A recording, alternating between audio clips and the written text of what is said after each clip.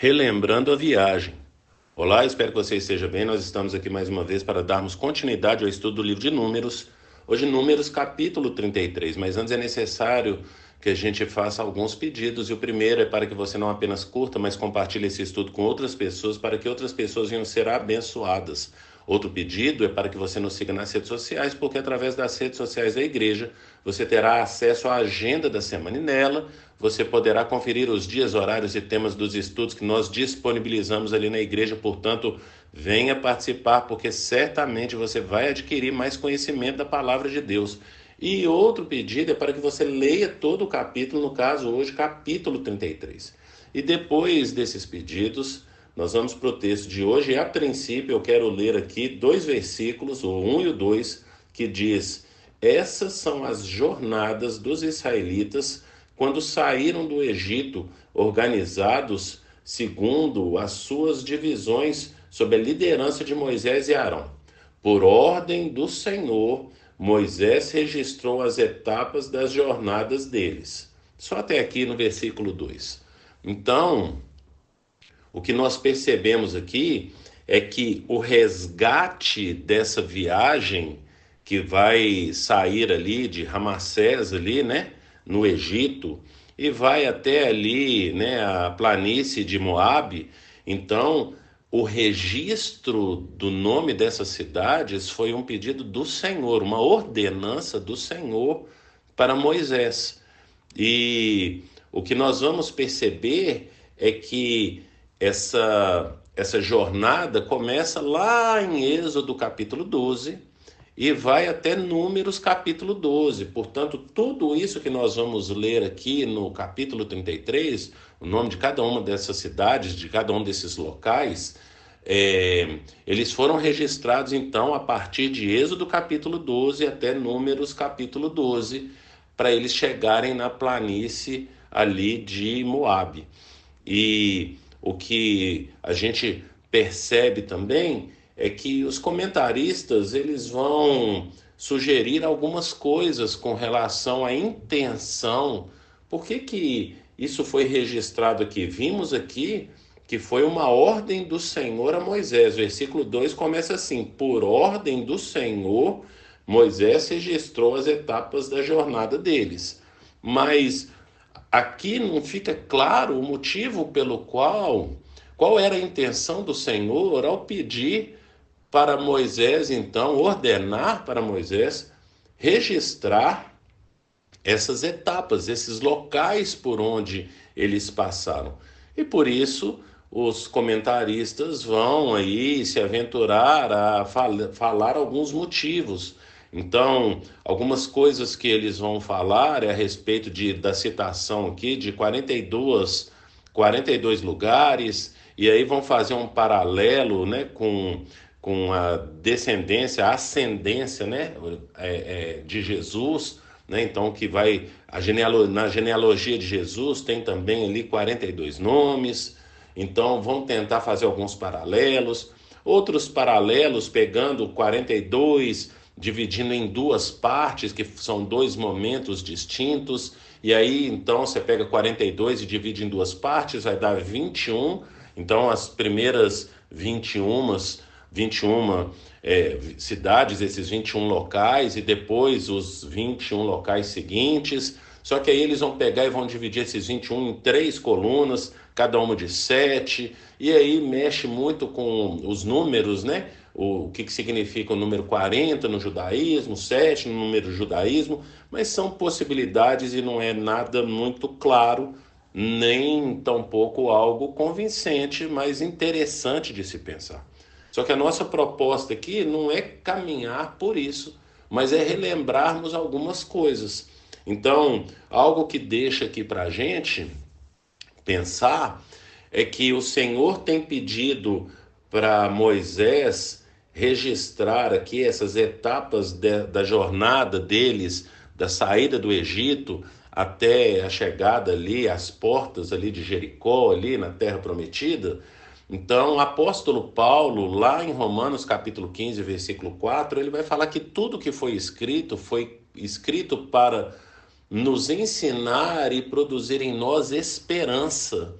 E o que nós percebemos aqui é que esse registro acontece, como falamos aqui, às portas de Jericó, próximo da terra prometida, e aqui para esse povo dessa época, que está vivendo nessa época, que vai entrar na terra prometida, eles vão lembrar aqui de momentos bons e momentos difíceis. E que o caminho foi um tanto quanto difícil, mas que foi o Senhor que os sustentou durante todo esse caminho e ao longo de 40 anos, e aquilo que o Senhor fez até aqui, ele vai fazer ao entrar na terra prometida. Portanto, é uma confiança que esse povo vai ter no Senhor, de que aquele que os guiou, os tirou, os libertou, então eles eram escravos ali no Egito, o Senhor liberta eles da escravidão, só que a primeira geração era livre com cabeça de escravo, mas a segunda geração, que é essa que vai entrar na terra prometida, são livres com cabeça de livres, onde conseguem olhar para o passado e perceber que o Senhor os guiou até ali e aquele que começou a boa obra é fiel para terminá-la, para concluí-la. Portanto, é uma motivação, e como o apóstolo Paulo falou, lá como citamos aqui, Romanos capítulo 14, versículo 5, vai produzir esperança. Né? Então eles vão aprender algumas coisas, como o apóstolo Paulo, então parafraseando que o apóstolo Paulo escreve em Romanos 14, 5, tudo que foi escrito para nos ensinar e produzir em nós esperança. Então é necessário aprender com a história e produzir esperança na gente, para que a gente não venha desanimar. Edmund Burke, um político e filósofo irlandês que viveu no século XVIII, ele vai falar que o povo que não conhece a sua história está fadado a repeti-la. Portanto, para que esse povo não repita a sua história, eles precisam conhecer a sua história. E você vai perceber aí no versículo 38 que vai estar escrito assim: por ordem do Senhor, o sacerdote Arão subiu ao monte Hor, onde morreu no primeiro dia do 5º mês do 40º ano depois que os israelitas saíram do Egito. Portanto, que já falamos em estudos passados aqui, a respeito de que Miriam morre no primeiro mês do 40º ano, e Arão então morre aqui, como nós vimos aqui, no 5º mês do 40º ano, e Moisés ainda, nós vamos perceber a morte de Moisés, mas no livro de Deuteronômio, final ali do estudo do livro de Deuteronômio. Mas algo que é necessário tirar aqui desse estudo, na verdade, está aqui mais para o final. Então, lá no versículo 55, fala assim: se contudo vocês não expulsarem os habitantes da terra, aqueles que vocês permitirem ficar se tornarão farpas em seus olhos e espinhos em suas costas. Eles lhes causarão problemas na terra em que vocês irão morar. Então farei a vocês o mesmo que planejo fazer a eles. Então o que nós percebemos aqui é que nessa parte, a partir aí do versículo 50, o texto vai falar a respeito da ocupação e da distribuição da terra ali para o povo de Israel. E esses dois últimos versículos que lemos aqui, os 55 e os 56, traz um alerta para o povo. E qual que é o alerta que o povo recebe? Expulsa todo mundo aí da terra, porque senão aquilo que eu planejo fazer com eles, e vai fazer, vai acontecer com vocês. E quando nós olhamos para a história, nós percebemos que é exatamente isso que acontece com esse povo. Depois eles vão perder a terra também, né? A terra num futuro, a partir então ali do Roboão, filho de Salomão, o reino é dividido, então se torna reino do norte e reino do sul, sendo que o reino do norte, a capital é Samaria, e o reino do sul, a capital é Jerusalém. Depois o reino do norte vai ser levado para o cativeiro assírio no ano 722, 721 a.C., e o reino do sul vai ser destruído pela Babilônia e levado então, né, porque a Babilônia leva cativo em 3 momentos ali na história de Israel, no ano 605 a.C., depois no ano 598,